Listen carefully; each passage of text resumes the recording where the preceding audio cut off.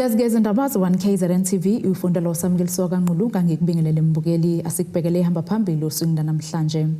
Welga Mthaniya ubeke isidingo nqangi phambili liqhabukile igode ku-ANC ne-SACP kanti sekuseduza vala amakhadi akwaSASSA. Undunankulu wesifundazwe KwaZulu-Natal uThami Ntuli uthi ungathunyelwa ngendlela kwesidingo nqangi emphakathini ngomasipala akwamelekile ngoba lokho kubulala ubudlelwano phakathi kahulumeni nemphakathi. Ntuli usho lokhu ke ngesikhathi ethula inkulumo yakhe emhlanganweni iPremiers Coordinating Forum eThekwini.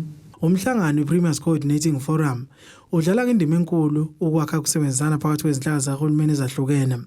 Undunankulu wesifundazwe KwaZulu-Natal uThami Ntuli ugxekeke ukuhamba ngonyawo lonwabo ukuthunyelwa kwentuthuko emphakathini. The disconnect between what citizens deserve and what they receive is unacceptable and has led to widespread dissatisfaction, protest, and a growing trust deficit between the government and communities. At the heart of this problem lies a lack of capacity to govern effectively and manage finances, which has resulted in inadequate service delivery, particularly at the local government level. The audit outcomes for municipalities are a stark reminder of the dire situation, with many struggling to provide basic services due to administrative governance and financial challenges. Undunankulu uNtuli uthi uhulumeni wesifundazwe unazo izinhlelo zokwenza isiqinisekiso ukuthi ke uyayibuyekeza indlela osebenza ngayo. DDM regulations promulgated in April 2024 are very clear in terms of the role and responsibilities in provinces. The Office of the Premier leads in overseeing the effective implementation of the DDM within the province. The Premier's office must oversee provincial policy and provincial sector planning and budgeting coherence, ensuring provincial sector alignment in districts and Metro 1 plan, capacity building plans, and shared resourcing initiatives. The Director General is responsible for being the overall technical DDM champion and co-chairs the Provincial Intergovernmental Technical Forum with the head of department for COGTA. During this indaba, we will strengthen the synergy between DDM and OSS, considering the DDM regulations and strengthening the functionality of DDM OSS structures. Uthi ingqungquthela yamazwe omhlaba ezoba kuleli G20 Summit ithuba lokuthi la kuleli likubula amaqhama ukwakha ubudlelwane namanye amazwe kwezomnotho. This global gathering presents a unique opportunity for us to demonstrate our country's potential and attractiveness to the world. By prioritizing the appearance of our host cities, we can create a lasting impression on our international guests and promote South Africa as a viable destination for investment, tourism, and a cultural exchange. As the first African country to host the G20 Summit, South Africa is committed to making this event a success and leveraging it to drive meaningful conversations around global economic challenges, social inclusion, and sustainable development. Izindabeni ze-1KZN TV kubiNkosenhle Mthembu eRichards Bay. Umhlazi wezepolitiki ozimele uDokotela Zakhele Shamasi uthi isinqumo se-SACP sokuphuma kumadlela ndawonye kanye ne-ANC izimelo yodwa kwelekeqe isithathe ngenxa yokuthi ke kubunje uhulumeni ubambiswana iGNU futhi ke angeke isishintshe uMkhongolose ke saqhubeka nokukhanda ubudlelwano namaqembu awabize njengawonqiwa nkulu okuyi-DA kanye namanye. Ngemva kokuthi ke i-SACP ivese ukuthi ke iyahlukanisa ukusebenzisana kwabo ne-ANC kanye neCOSATU, leli qembu lithi ke linqume ukuzimela ngokwalo lingasebenzisana ne-ANC liqhubeke nokungenela ukhetho ngonyaka ozayo.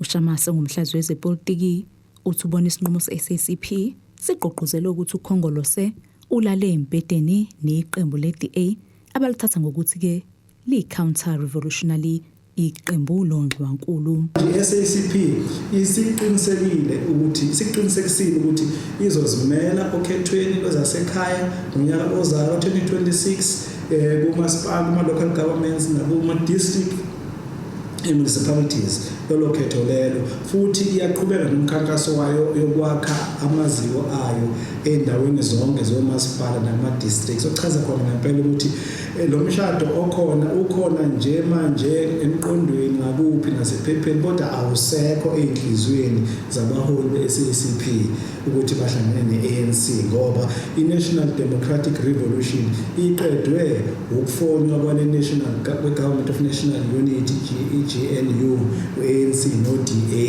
kwaphela nge-National Democratic Revolution, ngoba kusachaza ukuthini makanti oNdlunkulu nabantu abamele ubandlululo nabantu abawathatha ngokuthi baphambene nenqubomgomo ye-SACP ne-ANC nxantathu wonke bese kulalwa nayo umbhedeni munye. Ngakho-ke ayibonakali i-SACP ngisho nabamba umhlangano namhlanje noma kusasa noma izolo ne-ANC bezama ukuxazulula udaba, asaxazule ngoba kuxatshenwe vele. uShamase uthi-ke i-SACP izozimela gelekeqe, kodwa-ke kuzoba umqansi ukuthi ikwazi ukuzimela ngokukhululeka nokuthi-ke yethola ukwesekwa okufanele emphakathini. I-SACP akubonakali okwamanje ukuthi ingakhonvinsa abantu baseNingizimu Afrika ukuthi bathathe inqubo yokuthi bathathe inqubo ye-socialism leading to communism ekugcineni, ngoba abantu basathemba ukuthi umuntu akayimele as an individual ayisebenzele.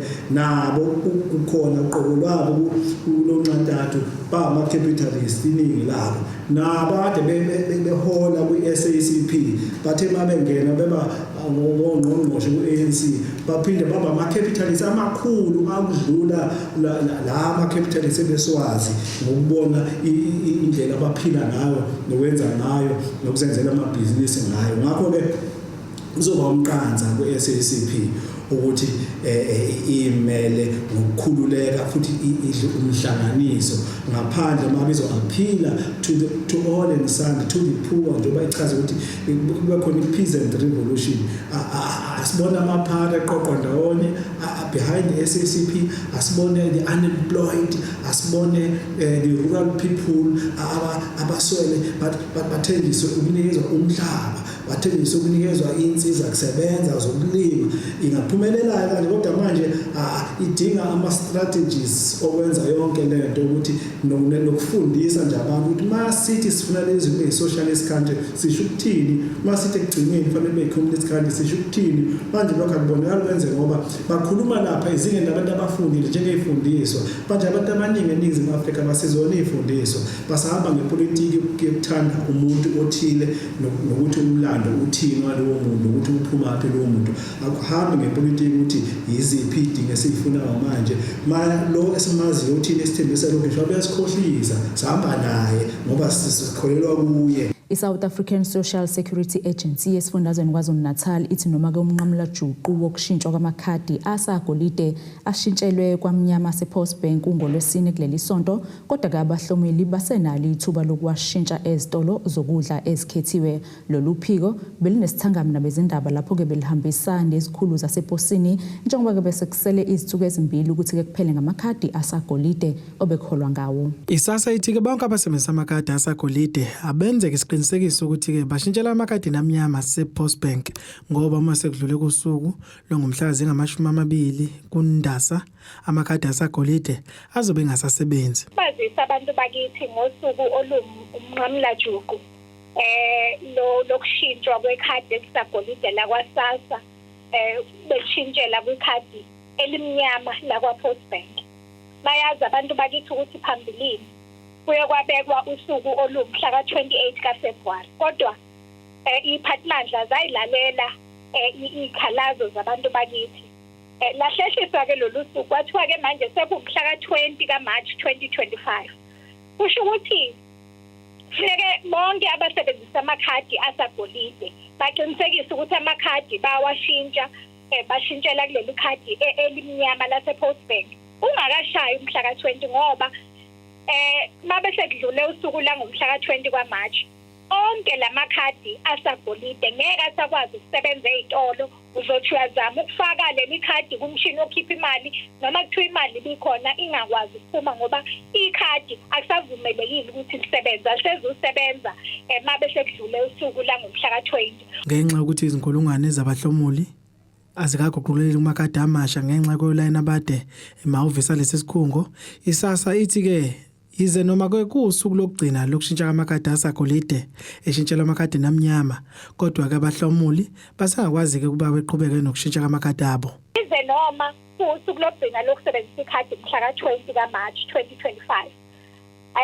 usengakwazi ukuthi uye kuyitolo esike sabazisa abantu bakithi ukuthi izitolo ezifana no-Shoprite, o-Checkers, o-Usave, o-Pick n Pay, no-Boxer, no-Spar usengakwazi ukuthi uyolishintsha ikhadi khona akusho ukuthi just because asasebenzi mabese kudlula umhla ka-20 awusakwazi ukuthi ulishintshele kuleli elimnyama usengakwazi and abasebenzi bakwaSASSA bazobe bekhona kulezi izikhungo noma kulezi izitolo ukuqinisekisa ukuthi abantu bayasizakala bayasizwa abasebenzi base-Post Bank. ISASSA ithi akukhokhwa ngisho indibilishi ukuguqukela kwekhadi nelisha ithi ke kusukela ngoLwesihlanu ikhadi lisagolide liyobe lingasasebenzi. Kucaca ukuthi into edingakalayo mawuyoshintsha leli khadi uphatha nje i-ID yakho mali ekufuneka uyikhokhe usebenzisa ukhipha nje i-ID yakho mase bayakushintshela uthola ikhadi elimnyama lase-Post Bank.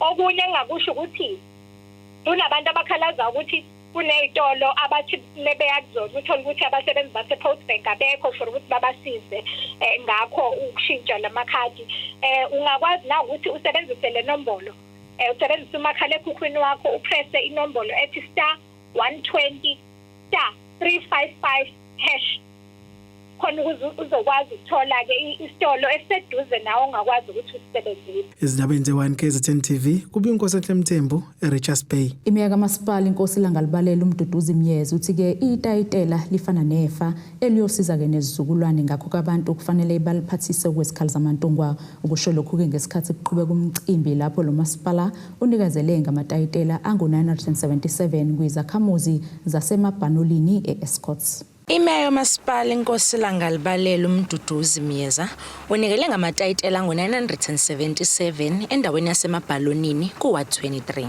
Manje silapha endaweni yasemabhalonini kuWard 23 ngaphansi kukaKhansela uNkosikhona uMvelase lapho esilethe khona amatayitele awu977 kubahlali balana endaweni yasemabhalonini. Engicabanga ukuthi ke lokhu esizokwenza namhlanje into umphakathi oyijabulele kakhulu ngalendlela ngoba ukuba netayitela kusho ukuthi usunento eyifa lakho lapha kade esiyotholwa even nabazukulu bakho okusho ukuthi wena usunomhlaba usunendlu so yilokho ke sikulethile namhlanje ama-ticket deeds awu977.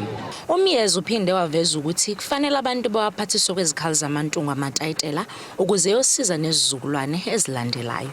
I-title deeds eyomuntu not ukuthi umuntu bese ebambisa ngayo uthola ukuthi useqashisile ngendlu ashiye ilokhuza i-title deeds ngoba ezinye zezinto ezihluphe kakhulu lezo uthola ukuthi njengako Wembezi nako Fotaville uthola ukuthi umuntu ohlala kulondlu kwangesiyona kahle indlu yakhe kodwa yena wangena mhlambe ngoba babekweletana nomuntu othile wagcina ebamba i-title deeds kwagcina kube sengathi londlu leyo eyakhe. Sizokhuluma ke nabo abahlali bala emabhanweni ukuthi i-title deeds ifana nje nelogbook yemoto into yakho okumele ukuthi ihlale isendaweni ezokwaziwa wena mhlambe nabanye abathile bomndeni kungabi into nje ungakwazi ukuthi uyinikeze noma ubani kalula.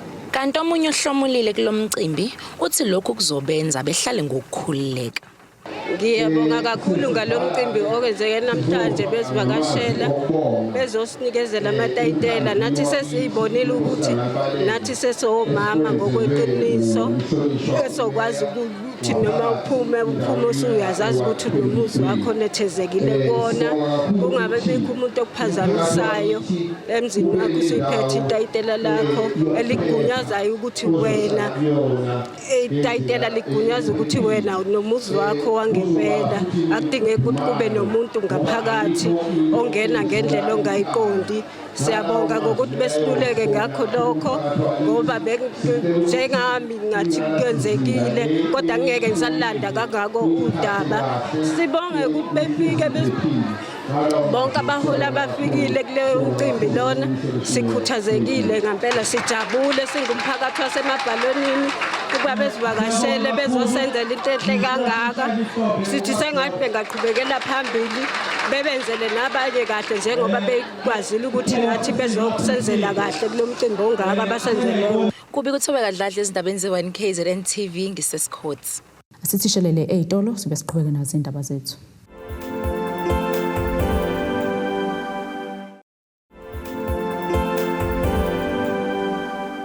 Asikwamukele imbukelo sabukelo zona indaba ze1KZN TV nazi-ke ihlokwana kuyizona ehamba phambili osukwini namhlanje. Welcome Mthaniya ubeke isidingo nqangi phambili liqhabukile igoda ku-ANC ne-SACP kanti sekuseduza vala amakhadi akwaSASSA. Abashayeli kanye nomphakathi bafuna ukuthi ke umnyango wezokuthutha ulisukumele ngokusheshsha udaba lomgwaqo uP232 kanye nebloho umhlahlaneni ehlanganisa indawo ezimbili zamakhosi okuyindawo kaMbonambi kanye nokwaSokhulu. Laba bathi ke sesiside isikhathi beveza isikhalazo ngalomgwaqo njengoba ke ubulala nesithuthi zomphakathi ongamabhasi enkampani uhlangene. Laba ke bakhala ngokuthi lamabhasi afa usuku nosuku nokugcina ke kufaka izimpilo zabagibeli engcupheni. Bonke ke bavumelane ngazulinye ukuthi izingqinamba ababhekene nazo umgwaqo ongekho esimene esihle nokugcina soholele ekutheni kamabhasi enkampani uhlangene afeke usuku nosuku. Umphakathi ugcina ungasakwazi ukuthi uthutheke ngendlela efanele kanti ke futhi sesiside nesikhathi bezama ukuxhumana neminyango efanele ngaphandle ke kwempumelelo. Lokhu kuhlanganisa nesibalo samabhasi alokhu sama kuma-21 ekubeni kumphakathi usumningi amabhasi ungasakwazi ukuthi uthuthe wonke lo mphakathi. Sikhulume kakhulu njengoba sihlangana mhlanje besizokhuluma ngeenkinga umphakathi osithumele zona ukuthi ke baneyinkinga ngoba kunama breakdown ababhekana nawo nanokuthi ke njengoba ukuhambeka nje emphakathini sineyinkinga nomgwaqo. So inkampani ayakuveza ukuthi ke ingqinamba ebhekana nazo izinkinga zomgwaqo. Umphakathi wakaSokhulu nokwaMbonambi awunawo amabhasi anele athutha umphakathi. Inkinga ke thina kaSokhulu esibhekane nayo kakhulu asinawo umgwaqo. Inkampani ayikwazi ukusifakela amabhasi ngisho ngabe iyafisa ngenxa ukuthi umgwaqo asinawo. Nawo ibhasi lifakwa namhlanje kaSokhulu ngakusasa lifile. Inkampani ke nayo ngeke ikwazi ukubekezelela into enjengaleyo. Ukuthi uhulumeni wethu akasilekeleli. Isikhathi eside kukhulunywa indaba yokuthi akaya edamabhasi siningi imhlangano esesihlalile sibiza obaba uthwala obaba uguma sihlala phansi nabo sikhuluma nangesikhathi kunikezwa lenkampani usihlangane umsebenzi isuka umsebenzi kade ngoba Imran kuthiwa xhasa abantu bakithi bamnyama. Sahlala phansi sayikhuluma lento nithi ndizothi bayahluleka abantu bakithi bamnyama ngoba siyanazi ukuthi anizolenza iqiniso. Kuze kube manje ke abakalenzi lo qiniso sesilikhulumile ukuthi abangeza amabhasi njengoba bechaza nje ukuthi asikwazi ukuoperate ngamabhasi awu21. Isimo somgwaqo ongemuhle ugcina usufaka abashayeli enkingeni njengoba begcina beze bexabane nabagibeli ngenxa ukufika njalo noma ke yokufa njalo bengafiki futhi ngesikhathi. Laba bafuna uhulumeni kalisukumele ngokusheshsha lolu daba ngoba uma kwenzeka ingozi kuyosalakala umshayeli nenkampani ekubeni ke uhulumeni engenzanga lutho ukusukumela lolu daba. Alugcina sokugovuzeka uvuke ngolaka ngesizathu sokuthi ibhasi mayiphuma la etiya kwaSokhulu esisikhathi kayifiki esisikhathi ifike late ingakwazi ukuthi ibathathe ngokufanele bafike ngekhathi endaweni abaya kuzona. So bagcina sebefayitana nenkampani ngazi ukuthi iphothele inkampani likhiphe ibhasi kodwa lifile endleleni ngesizathu semgwaqo yonke indawo uzofinyelela egcineni iweze nje izweni labaSokhulu imigwaqo akayikho bazathina driver silala sikhathele kwezisikhathi uthi uyasuka nje waqeda nje N2 seyaqala lapha inkinga. Ibhasi sihamba ngayaphula ibrings zonke inzuka yafa. Umphakathi awusasiphathi kahle nathi sokuba sengathi lento yenziwa yithi ngamabomu and even now usubona ukuthi inkinga umgwaqo esikhalayo kakhulu ngomgwaqo. So sineqiniso lokuthi uma singalungisela umgwaqo cishe nenkampani iyosinikeza imoto engcono akekho umuntu ongathenga imoto entsha uyifaka emgodini njengaleyo. Ngikhulumile ngelinye ilanga sawukhuluma ngebridge abawela kulo okuthiwa kusemhlahlaneni. Leli bridge bafowethu nawe ngiyamcela uhulumeni akafike nje azobuka ngoba lonke icala liyobe seliphethwe umshayeli nenkampani sekuthiwa umshayeli obedidinga uyifaka kanjani ibhasi endaweni enje.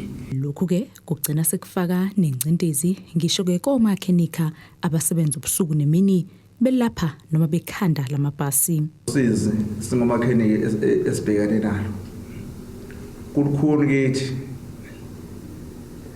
omama sisigcina sesibabuka kanje sisebenza kuze kuyokusa bhasi ifike ingene phansi into yaphuma spring siphukile nami abaphathi bethu bagcina bathi hayi ngiyayifuna leya bhasi angithuda silale kuyoze kusa sisebenza lo bhasi igcine kwesinye isikhathi ifike ekseni noma bephela ngo4 ingene ejuthini. Umnyango wezokuthutha esifundazweni ubusuthunyeleliwe ngalokhu. Uhlalelo uvalweni kumphakathi wasezingolweni esigodini sasenkulu kwa36 ngaphansi komasipala iRayinkonyeni othike uhlushwa izingwenya ehlaliswe lo mphakathi libhojozi ngokusho kukandunankulu wesizwe sakaCele usoke simbone eCele uthike basabela abantwana bawela kumfula emxhaxhazweni okubonakala kuzo ke izingwenya ukuya noma bebuya esikoleni. Uthi usuhlezi libhojozi umphakathi wasezingolweni enkulu ku36 ngaphansi kwamasipala iRayinkonyeni othi bahlushwa izingwenya ezibonakala emfuleni emxhaxhazweni. Undunankulu wesizwe sakaCele uthi lo mfulu welizingane zesikole iMunga Primary eseduze nomfula uma ziya noma zibuya esikoleni. Uthi khona eyodwa esebeke bayibulala ingwenya. Eyokuqala yaqale esizwa kuthiwa ifile ishayiwe yapho. Thena sabheke lokho kwaphinde waqala futhi kwafa kwaqhamukenye manje iyona ke lesibili sisayibona ekuyona ekhona ngalena emfuleni lonongale. Sinovalo olukhulu kakhulu einganeni kakhulu ngoba kunezingane eziwela njalo mangabe ziya esikoleni isikole singaphesheya ngalena edlula kuyona njalo lo ngwenya. Mase kuthiwa ike yabonakala. Uthi ukhona umlungu oneplaza eliseduze kanti basola ukuthi ezakhe lezi zingwenya. Uneplaza umlungu unamadamu anawo la ngaphakathi. La kukhona zona izingwenya zalandwa uyena la ayilanda khona. Wabuya wazoyifuya la ngaphakathi. Manje meseyiphuma lapha yena akasaqhamisi ukuthi ezakhe manje. Le ngwenya kule mhlaba akaze kube khona ngisho ekodwa kuthiwa ingwenya ike yabakhona kulesizwe sakaCele. Ube esecela iziphathimandla ezobe zibukele lolu daba zibalekelele njengoba bezizwa bengaphephile. Impela njena sicela thina ukuthi abangabe banawo amandla abangakwazi ukuyibamba babuye bazosibambela zona la ngoba ukuphepha kukho kahle emphakathini. Elinye ilunga lomphakathi lithi lisabela impilo yabantwana besikole.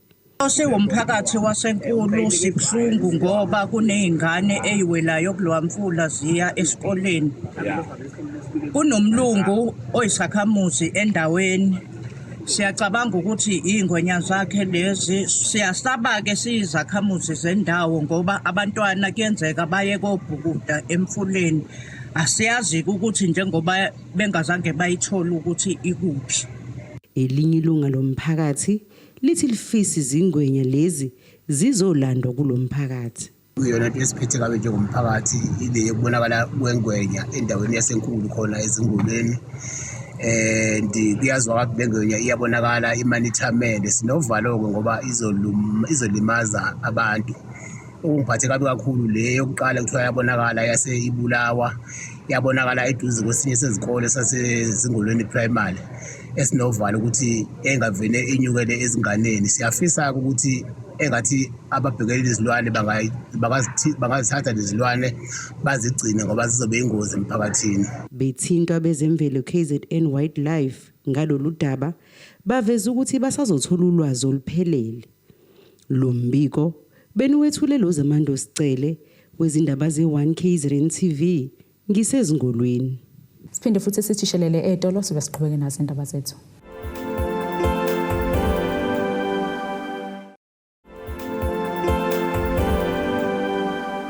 Asiphinde ke sikwamukele mbukelo sabukele zona indaba ze1 KZN TV sikhumbuze ke ihlokwane bekuyizona ehamba phambili osukwini namhlanje.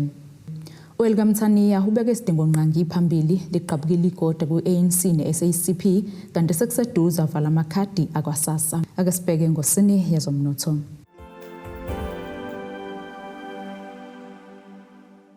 Rand lakuleli lu 18 rand 6 cent maqhathiswa nedola lasemelika libo 23 rand 46 cent maqhathiswa nopondo waseBritain libo 19 rand 75 cent maqhathiswa ne-euro. Igolide lona lu $3,021.7 cent ounce olungahlezwe wona $71.7 cents umphongolo. Ake sibheke ngosini yezemidlalo.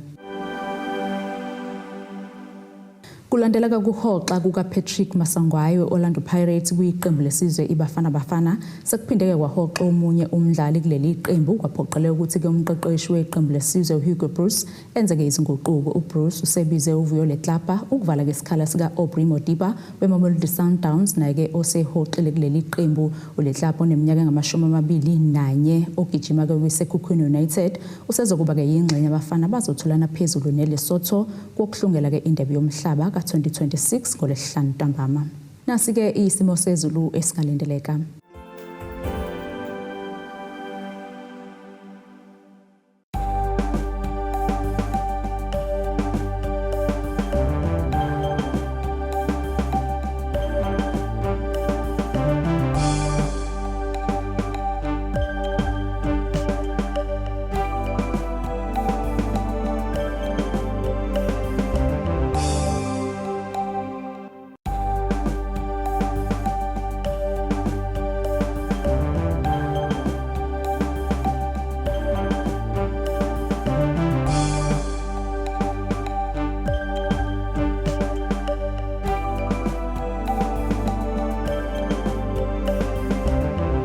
Bukelikezi yaguqa bese kuphathele zona usuku namhlanje. Mina nawe ke sophinde sihlangane kusasa futhi ngasesikhathi esifanayo. Nisale kahle. Abethuli bethu bezindaba baxhaswe iThulis Bayview Bridal. Ungabashayela kulezi zinombolo ezivelile.